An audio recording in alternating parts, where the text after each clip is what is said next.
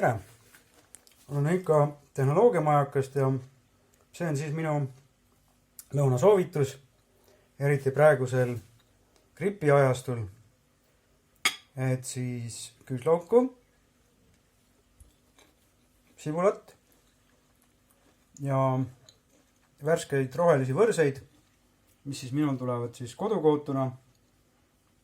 Mina ei tea, need ise hakkasid kasvama.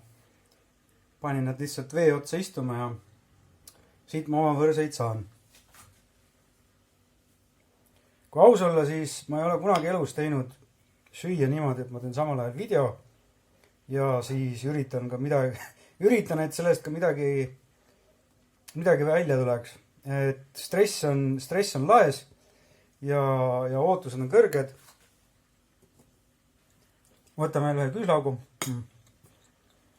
Porgandi ka siit. Et kana juba sõin. Ma seda siin ühe käega süüa väga ei saa. Et tuli tegelikult, ma ütlen teile täiesti ausalt, et tuli tegelikult päris hea välja. Ise olen täielikult rahul ja soovitan kõigile magustaiduks pärast sööki, siis loomulikult värsked viljad lõunamaalt ja võib-olla siis hiljem jäätispoest. Aitäh ja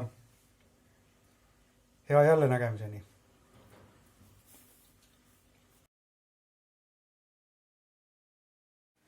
Korra tagasi, et unustasin öelda kõige tähtsam asja.